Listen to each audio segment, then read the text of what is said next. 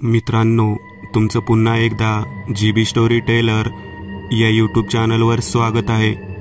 आजच्या आपल्या गोष्टीचं नाव आहे नाईट शिफ्ट, लेखक राहुल सांगळे। पण गोष्ट सुरू करण्याआधी जर कोणी या चॅनलवर पहिल्यांदाच आलेले असाल तर त्यांनी ह्या चॅनलला सबस्क्राईब करायला विसरू नका। चला तर मग अजिबात वेळ न घालवता गोष्टीला सुरुवात करूया।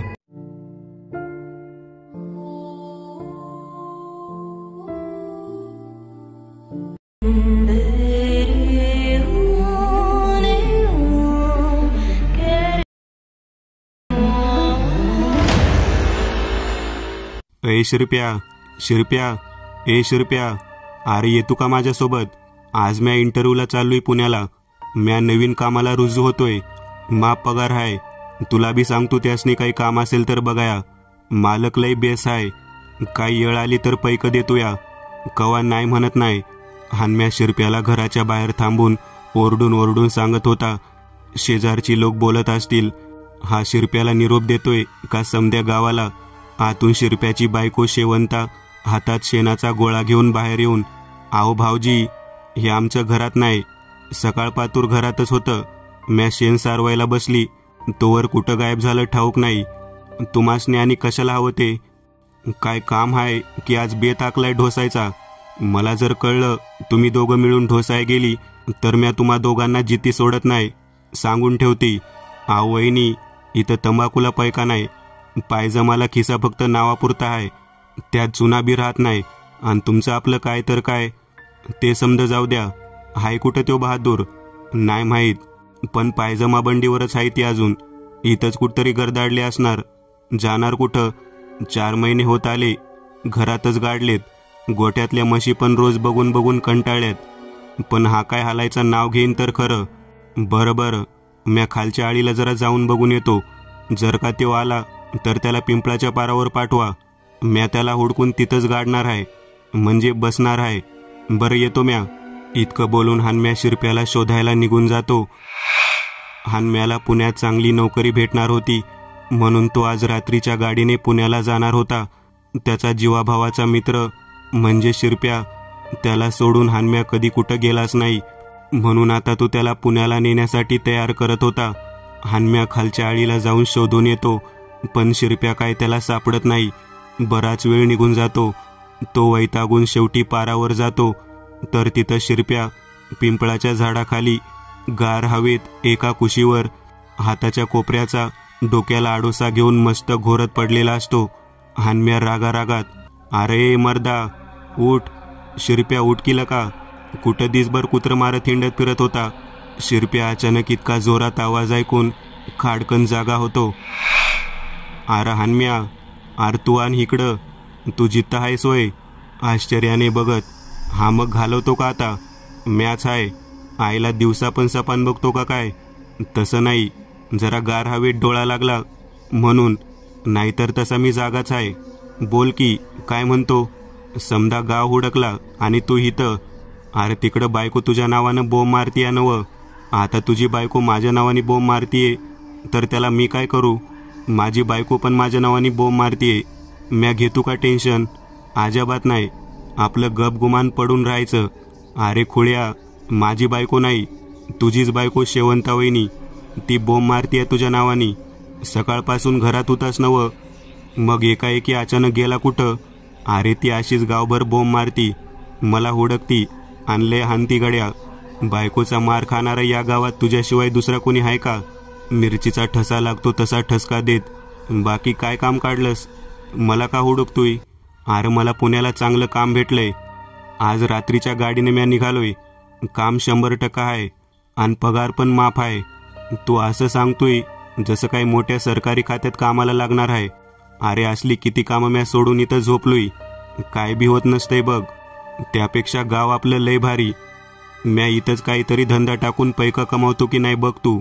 अरे धंदा टाकता टाकता तुला 4 महिने झाले, अजून तुला जमानाला का माझं डोसकं फिरवलायस? चल म्हणतोय ना एक डाव, म्या सांगतो मालकासनी तुला बी कामाला लावा म्हणून। अरे चांगला पगार दिला तर शेवंता पण तुला मारणार नाही असं म्हणतोय। बरं मग चल जाऊया, चायला बस म्हणाव तिला इथंच बोंबलत। ए खोळ्या, असं लगेच घाईवर न गयो. रातच्याला जायचंय आणि घरी समद्यांना सांगून निघायचंय. म्या येणारच आहे तुझ्या घरी रातच्याला. मला माहिती तसा तू लय डोमकावळा आहेस, बायकोपासून सुटका करून घेतो आहेस. आर पण तिचा किती जीव आहे तुझ्यावर. एक दिवस ती जीव घेईल माझा, तेव्हा समजल तुला. मित्र पण एक एक भेटलेत ना असे, माझ्या मरणावरच टपलेत. बरं जा घरला, म्या येतो 8 वाजे पतूर. तोवर तुझं समदावर आणि शेवंता वहिनीकडून थोडं पैकं माग. तिला जरा विश्वासात घे, ती नाही म्हणायची नाही. तुला न्यायचं तर नाही, पण असलं वंगाळ काम सांगू नको. ती काही शहाणी बाई नाही, लाख प्रश्न विचारून डोक्याचा पार चेंदामेंदा करून टाकतीया. मला तिच्यासमोर काय बोलावं काही सुचत नाही. मग बरं जा, मी येतो. इतकं बोलून दोघे घराकडे जातात आणि पुण्याला जाण्याची तयारी करतात. हानम्याला एका प्रशस्त मोठ्या अशा हॉटेलची जबाबदारी दिलेली असते. तो तिथे सुपरवायझर म्हणून कामाला रुजू होणार होता. हानम्या आणि शिरप्या दोघेही गावात लहानपणापासून एकत्रच वाढलेले वळू होते. गावंढळ असले तरी दोघांची शिक्षण चांगली झालेली होती. रात्री 8 वाजता हानम्या शिरप्याच्या घरी जातो आणि येऊ का घरात, कोण आहे का नाही. ये हनुमंतराव, ये घरात बस. इतका आदबीनं शिरप्या आवाज देतोय. त्यावरूनच हानम्याला समजलं होतं की नक्कीच काहीतरी गोड बंगाल आहे. हानम्या हळू आवाजात, शिरप्या काय रे, आज लावली तर नाही ना, जोरजोरात खोकत. अरे हनुमंतराव, मागे जे बसले आहेत ते माझे आबा, म्हणजे पिताश्री, म्हणजे वडील. ये, तुझी त्यांची भेट करून देतो. अरे माझ्या जन्मापासून बघतोय तुझ्या बापाला मी. माझ्या बापाला एक वेळ विसरेल, पण तुझा बाप म्हणजे आबा, शिरप्याचे वडील.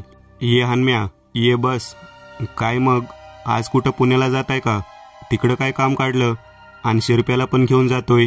हानम्या घाबरत, हो आबा, तो बोलला म्या येतो म्हणून. त्यासनी पण काम भेटून जाईल ना. इथं दिवसभर पारावर झोपण्यापेक्षा थोडं पैक तरी कमावेल. बरं किती आहे वेतन? वेतन म्हणजे आर खोळ्या, पगार किती आहे? पगार होय 20,000 महिना आणि राहण्याची खाण्यापिण्याची सोय आहे. ते तुला झालं, तू मोठा बॅरिस्टर. पण हे आमच्या खोळ्याला काय पगार असणार आणि काम काय असणार ते माहीत नाही. आणि उठले की सुटले. हे खोटं जोरजोरात हसून, आबा तुम्ही पण नाही का, खूपच गंमत करता. आर्म्या काय धोत्रावर शर्ट इन करतोय का वाटलं तुम्हाला? अजिबात कुठं बी जायचं नाही. इथं नजर जाईल तिथवर समजा गाव माझ्याकडं काम मागतोया आणि तुम्ही बायका पोरं टाकून तिकडं उंडगायला निघालेत होय. एकाचे पाय मोडून ठेवील म्या. हानम्या हळू आवाजात शिरप्याला बोलतो, तुझा बाप तुला काय इथं मला बी काम करू देत नाही असं वाटतंय? झक मारली आणि मुंबई पाहिली. शिरप्या हळू आवाजात हानम्याला बोलतो, आर पण आपल्याला पुण्याला जायचं होतं ना. आर कर्मा, कुठे या खुळ्या बाप लेकाला भेटाय आलो म्या. हानम्या, आबाला सांग पगार वाढला की बायका पोरं पण घेऊन जाईल म्हणून.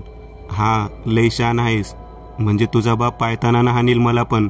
आर पगार काय आठवड्यात वाढतो का? अय पोराओ, म्या काय बोलतोय ते ऐकून घ्या. माझं नदीलगत जे 10 गुंठ वावर आहे तिथं मोडशेड मारून मेंढी फार्म काढण्याचं नियोजन आहे. तेव्हा तुम्ही दोघांनी पण म्या तिथं काम देतो, मग तर झालं. शिरप्या हळू आवाजात हानम्याला, हा काय पगार देणार नाही. हानम्या, तू झाले का पुण्याला? उगा माझ्यामुळे तुझा खोळंबा न ग. आमचं जेमतेम घरात मस्त चालूय. तुझ्यामुळं माझं पारावर झोपायचं पण वांद होईल. तू नाही तर मजा नाही का पुण्याला? हां, जसं काय मला विचारूनच इंटरव्ह्यू देऊन आला होता. नाही बाबा, अजून दिला इंटरव्ह्यू, चाललोच होतो. कुठं दुर्बुद्धी सुचली आणि तुमच्या घरादाराच्या मागं लागलो. देवा सोडव रे मला. एक गप आता, आबा सांगतायत तसं होला हो कर, नंतरचं नंतर बघू. होय अय पोराओ, मग काय करताय नो माझ्याकडं काम? म्या पण तुम्हासनी रोज जेवण देणार, पगार तितकाच, ते पण इथंच आपल्या गावात. बायका पोरं सोडून कुठं जायची गरज नाही. दोघे पण हो बोलतात आणि घरातून बाहेर निघायला लागतात. इतक्यात, अय कुठं चाललात? आधी मला वचन द्या. समजा शेड पूर्ण होईस तोपर्यंत तुम्ही तिथं रात्रंदिवस काम बघायचं. आधी कोणतेही काम विश्वासाने पूर्ण करून घ्यायचे असेल तर वचन घेत त्यावर लोकांचा खूप दृढ विश्वास असे. हानम्या, शिरप्या, आबांनी आपल्याला धर्मसंकटात टाकलं गड्या. होय ना, कुठं तुझ्या डोक्यात असलं कामधंदा करायचं खूळ आलं कुणास ठाऊक. आता माझी पण पंचायत होऊन बसली. हानम्या हळू आवाजात शिरप्याला. थांब, म्या सुचवतो काहीतरी आबासनी. आबा, म्या काय म्हणतो, तुम्ही तिथं शेड उभी करायची म्हणता, पण एकदा का शेड झाली तर पुन्हा कामाची पंचायत. मग कुठं परत काम भेटायचं मुश्किल. त्यापरीस आता पुण्याला जाऊन काम करतो. पटलं तर करीन, नाहीतर पुन्हा गावाला वापस येईन. काय म्हणता? असं करता? मग ठीक आहे. आता निघताय, मग बायका पोरासनी पण तयार करा आणि घेऊन जा. मी आयुष्यात तुमची बायका पोरं ठोसण्याचा ठेका घेतलाय होय. चुलीतले एकतर लाकूड या शिरप्याचं आहे का? कमवायची अक्कल नाही आणि निघालेत. ए शेवंती, शेवंती, इकडे ये. आणि काय म्हणतायत बघ. इतक्यात आतल्या खोलीतून शेवंता बाहेर येते. काय आबा, मला आवाज दिला? होय, हे बघ, तुझं मुलाचं पटकन आवर आणि जिथं कुठं नेतील तिथं जाऊन राहायचं आणि जे देईन ते खायचं. आता तुमचा माझ्याशी आणि या घराशी काहीही संबंध नाही. अधूनमधून वरचेवर या मला भेटायला. काय? नाही आबा, मी तुम्हासनी सोडून कुठं बी जायची नाही. यांचा काय भरोसा नाही. कामधंदा कधी केलाय का यांनी कुठं टिकून? मला पण उपाशी मारतील आणि पोरासनी बी. अय लेकाओ, समजलं का आता तुमची लायकी काय आहे ते? गप गुमान सांगितलं तितकं करायचं आणि वावरात जाऊन कामधंद्याला लागायचं. काय? आणि म्या काय तुम्हासनी फक्त शेडपुरतं कामाला नाही सांगत. एकदा का तिथं शेड उभी झाली की मेंढी फार्म चालू करायचा आहे. तिथली सगळी जबाबदारी तुम्हा दोघांची. फक्त 20,000 नाही, त्यापेक्षा जास्त कमावताल. समजलं का? होय आबा. असं बोलून दोघे पण आबाला वचन देऊन बाहेर निघतात. बाहेर आल्यावर शिरप्या नीट विचार कर. आबा सांगतायत ते पण काही वंगाळ काम नाही. पुण्यात असं पण आपलं खाण्यापिण्यावर राहण्यावर पैका खर्च झाला असता. आहे तो पगार पुरला नसता. त्यापेक्षा इथं गावात काय वाईट आहे? होय, तुम्हाला माझ्याच घरात कामाला लावला की गड्या? वार. पण ठीक आहे, आबाला पण काम केल्याचं समाधान वाटल. जाऊ उद्यापासून करू शेड उभी. होय होय, दोघांना पण काम मिळाल्याचा आनंद वाटतो. आबाची जमीन नदीलगत असल्या कारणाने घरातून 1 तास आधीच निघावं लागायचं, कारण नदी गावाच्या बाहेर वेस ओलांडली की लगेच होती. तिथून पुढं होडीनं नदी ओलांडून पलीकडची समधी जागा आबांची होती. दोघे पण आता शेड उभं करण्यासाठी कामाला लागतात. सकाळी 9 वाजता. होय रे शिरप्या, आपण जर शेड उभी केली तर आबा आपल्यावर जाम खुश होतील, नाही का र? होय, पण नुसती शेड उभी करून काय होणार नाही. उद्या मेंढी फार्म पण आपल्याला सांभाळायचा आहे. आर करू की मग. आपण काय कामाला भीतोय काय मर्दा? बरं, चाल जरा भरभर. आज समद मटेरियल येणार आहे. उद्यापासून वेल्डिंगची लोक येणार आहे ती. आज मटेरियल उतरलं, कटिंग झाली की परवापासून ते वेल्डिंगच्या कामाला लागतील. आपण मग तोवर निवांत. होय, चल. असेच दिवसामागून दिवस निघत जातात. शेडचे काम चालू होते आणि काम अर्ध्यावरच आलेले असते. इतक्यात एक अजबच घटना घडते. रात्रीचे 11 वाजलेले असतात. दोघे पण शेडचे काम आटोपून घरी निघालेले असतात. गप्पा मारत काय रहानम्या, आज नदीतनं नग जायला लयच गारट आहे. आपण स्मशानाच्या बाजूनं जाऊ आणि मागच्या आळीनं निघू. तिथून तुझं आधी घर आहे. म्या जाईल मग तिथून पुढं हळूहळू. अरे येडा का खुळा तू, या वक्ताला स्मशातून जायचं म्हणतो? अरे मला लेकरं नाही, पण तुला तर आहे ना. त्यांना नाही ते कसली बाहेरची बाधा झाली म्हणजे केवढ्यात पडायची नसती ती अवदसा. मग काय पण बोलू नग. चल आपलं होडीतून लवकर जातोय आपण. अरे रे, एवढा भित्रा असशील वाटलं नव्हतं. अरे आयुष्य गेलं आपलं या स्मशानात येऊन. माणसं पोहोचून मी घरला गेलो, पण आहे का कधी आपल्याला त्रास? आणि मला कळत नाही का मला लेकरं आहे ते? चल, काय नाही होत. अरे नग शिरप्या, ऐकिलं का असं करतोया? अरे मागच्या वेळेला खालच्या आळीचा महिपती असाच रात्रीच्या वेळेला स्मशानातून आलेला. आज त्याची बोबडी वळली आहे. काय बघितलं त्या रात्री त्याचं त्यालाच माहीत. अजून पण तो काय बरा झाला नाही. तुला यायचं का नाही तेवढं सांग, नाहीतर म्या माझा जातो. नग शिरप्या, ऐकी. काय म्हणतोय मी? काय येडेगत करतोया? बरं नग येऊ, मी जातो माझा म्या. शिरप्या रागा स्मशानाच्या वाटेने पटपट चालू लागतो. अरे शिरप्या, अरे नको जाऊ, ऐक की जरा तरी. हानम्या शिरप्याला जोरजोरात आवाज देऊ लागतो, पण तोवर शिरप्या खूप लांब गेलेला असतो. इकडे हनुमान नाईलाज म्हणून होडीतून जाण्यासाठी निघतो आणि तिकडे शिरप्या घनदाट जंगलाच्या वाटेने रात्रीच्या वेळेला एकटा स्मशानाच्या दिशेने चालू लागतो. हवेत गारठा वाढलेला असतो. भरपूर वेळ चालत चालत स्वतःशीच गप्पा मारत शिरप्या चालत राहतो आणि अचानक त्याला समजते की आपण रस्ता चुकलो आहोत. शिरप्या चालत चालत स्मशानाच्या हद्दीत आला होता आणि मनातल्या मनात कुजबूज करत होता. तो इतका लांब चालला होता की आता कुठे आहे हे त्याला समजतच नव्हते. त्याला तिथल्या भयान शांततेचा प्रत्यय येऊ लागला होता. तो आजूबाजूला पाहू लागला. त्याच्या कपाळावर घामाच्या 2 धारा अलगद हळूहळू खाली येऊ लागल्या. जंगलातील ही भयान शांतता आता त्याला भीतीच्या सावटाखाली जकडत होती. जंगल असल्या कारणाने जंगली श्वापदे जशी काय खूप वर्षांनी जागी झाली होती अशी ती आरडाओरडा करू लागली. अधूनमधून कोल्हा आणि रानटी कुत्र्यांचे आवाज देखील येऊ लागले होते. शिरप्या कान टवकारून सगळीकडे बारीक लक्ष देत होता. असेच बघता बघता त्याला एक नुकतीच पेटवलेली चिता दिसली. तो तिकडे न जाण्याच्या हेतूने दुसऱ्या रस्त्याने भरभर पुढे जाऊ लागला आणि इतक्यात त्याला त्याच्या मागून कोणीतरी चालत येण्याचा भास होऊ लागला. आता त्याला कळून चुकले होते की आपण आज काही जिवंत राहणार नाही.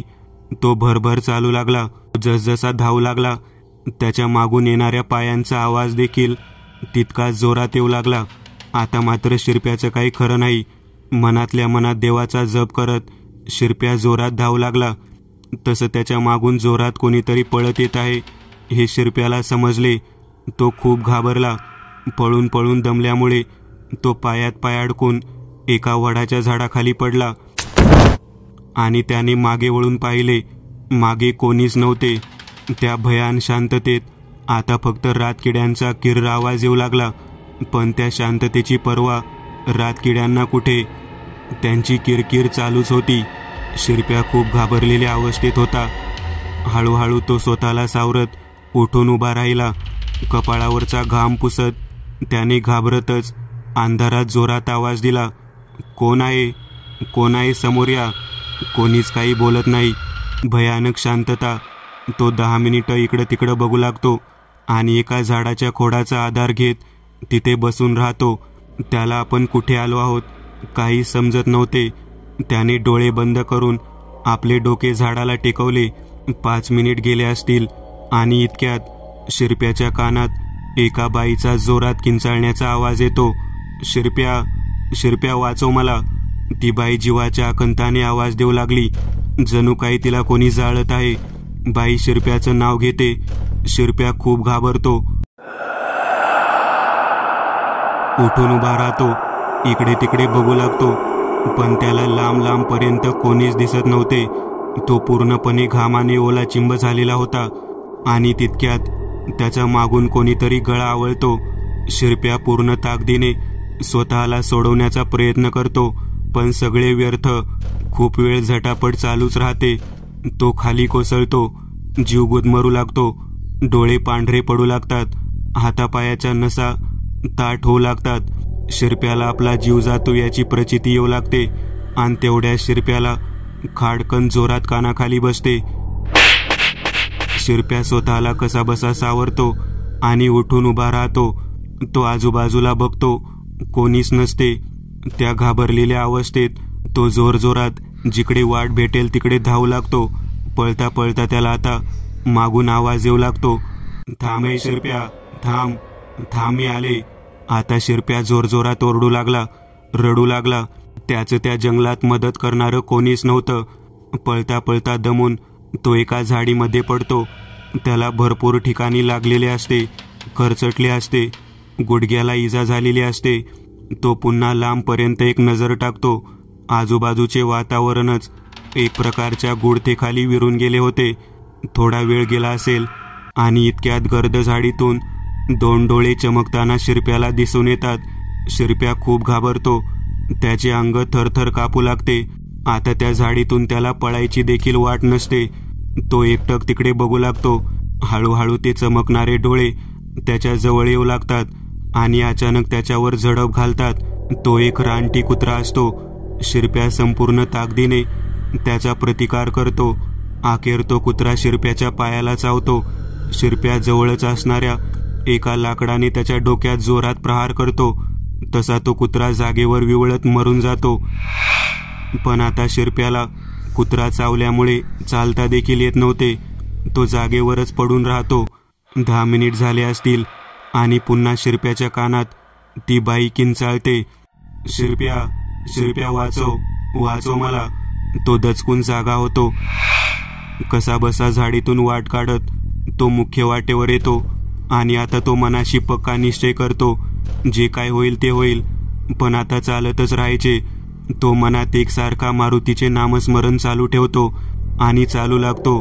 बराच वेळ चालत चालत तो आता गावाच्या वेशीवर येऊन पोहोचतो आणि तिकडून तो एक नजर स्वतःच्या गावावर टाकतो. लांबून संपूर्ण गाव त्याला दिसून येते. गाव निश्चित शांत पहुडलेले असते. तो घराच्या वाटेने लंगडत लंगडत चालू लागतो. गावातील कुत्री त्याच्यावर भुंकू लागतात. तो चालतच राहतो. चालता चालता त्याच्या लक्षात येते की संपूर्ण गाव हे बंद पडलेले आहे. सगळ्यांच्या घराला कुलूप लावलेले आहेत. तो सगळीकडे नजर फिरवतो. त्याला गावात मोकाट कुत्र्यांशिवाय एकही घर हे उघडे दिसत नाही. तो भरभर चालू लागतो. त्याला त्याच्या घराकडे जाण्याची वाटच सापडत नव्हती. तो अखेर वैतागून एका मारुतीच्या मंदिराजवळ येऊन बसतो. थोड्याच वेळात सकाळ होणार होती. तो दमल्यामुळे त्याला शांत झोप लागते आणि थोडा वेळ जातो नाही तितक्यात, ए शिरप्या, शिरप्या उठ, शिरप्या उठ की, काय झालं तुला आणि इकडं कुठं आलास, उठ लवकर. शिरप्या डोळे चोळत उठून उभा राहतो. त्याचा तोल जात असतो आणि त्याला धीर देण्यासाठी हानम्या पुढे येऊन त्याला पकडतो. त्याच्याकडे रागाने बघत मैतर म्हणतो, आणि मला एकट्याला टाकून जातो होय? अरे वा, म्या गेलो होतो होय का तू गेला होतास? म्या समद्यांना जाऊन सांगितलं तेव्हा कुठं समद गाव रातच्याला तुला हुडकाया जंगलात गेलं होतं. पण तू इकडं कुठं आलायस? हे आपलं गाव नाही. अरे मग हे कोणतं गाव आहे? रात्री म्या भेटेल त्या रस्त्याने पळत सुटलो बघ आणि या गावात येऊन पोहोचलो. हानम्या रात्री माझ्यासोबत काय काय घडलं ते समद तुला सांगायचं आहे बघ. ते सगळं नंतर घरी गेल्यावर सांग. आधी चल माझ्यासोबत घरला. म्या गाडी घेऊन आलोय तुला शोधत. बरं चल. दोघं पण गाडीवर बसून घरी यायला निघतात. पण शिरप्या गाडीवर बसल्यावर विचार करू लागतो, मी या गावात आलो चुकून, हे खरंय, पण हानम्या इकडे मला शोधत कसा काय आला? मी इकडे आहे आणि मारुतीच्या मंदिराजवळ भेटेल हे कसं काय समजले? तो गुपचूप बसून राहतो. बघता बघता शिरप्याचे गाव येते. हानम्या गाडी शिरप्याच्या घराजवळ नेतो आणि खाली उतरायला सांगतो. शिरप्या खाली उतरतो. अरे घरात कोणी आहे का नाही? आवाज दे की लका. शिरप्या आवाज देतो, शेवंता, ए शेवंता, आबा. इतक्यात एक जण बाहेर येतो आणि आश्चर्याने शिरप्याला बघू लागतात. आओ धनी, तुम्ही आत्ताच तर हानम्या भाऊजींसोबत शेडच्या कामाला गेले होतात ना, आणि इतक्यात परत माघारी पण आलात. शिरप्याला नक्की काय चाललंय काही समजत नाही. तो तिला बोलतो, अगं खुळे, म्या परवाच्या रात्रीला जंगलात चुकलोय. ते आता घरी येतोय. ते पण या हानम्याने माघारी आणला म्हणून, नाहीतर भलत्याच गावात गेलो होतो बघ. आहो सकाळ सकाळ लावली का तुम्ही? असं काय म्हणताय? आणि हानम्या भाऊजी कुठे? इतक्या शिरप्या मागे वळून बघतो. तिथं कोणीच नसते. तो आश्चर्याने सगळीकडे बघू लागतो. त्याला आता एक एक आठवू लागते. जेव्हापासून जंगलातून बाहेर पडण्यासाठी मी मारुतीचे नामस्मरण केले तेव्हापासून चांगले घडत गेले. माझी त्या पिशाच्यापासून सुटका झाली. त्याने त्याचे संपूर्ण शरीर नीट निरखून बघितले. त्याला कुत्रा चावल्याचे काय, त्याला साधं खरचटले देखील नव्हते. त्याला साक्षात बजरंगबलीने येऊन मदत केली होती. हानम्याच्या रूपाने तो आभाळाकडे वर बघत देवाचे खूप आभार मानतो आणि आनंदाने जोरजोरात रडू लागतो. इतक्यात हानम्या त्याचा मित्र तिथे येतो. अरे शिरप्या, बायकोने परत मारला की काय? आणि सगळे जोरात हसू लागतात. मित्रांनो, आज पुरतं एवढंच. तुम्हाला जर काही गोष्ट आवडली असेल तर नक्की लाईक करा. तुमच्यापैकी बरेचसे जण व्हिडिओ लाईक न करताच पळून जातात. पण हा जर व्हिडिओ तुम्ही लाईक केला तर मला जरा बरं वाटेल आणि असेच भारी भारी व्हिडिओ बनवायची माझ्यात एनर्जी येईल. त्यामुळे नक्की लाईक करा. आणि अजूनही कोणी या चॅनलला सबस्क्राईब केलेलं नसाल तर लगेच सबस्क्राईब करून टाका आणि बाजूची घंटी ती मात्र दाबायला विसरू नका. देवाची घंटी आहे ती. चला तर मग पुन्हा भेटूया अशीच एक आगळी वेगळी गोष्ट घेऊन पुढच्या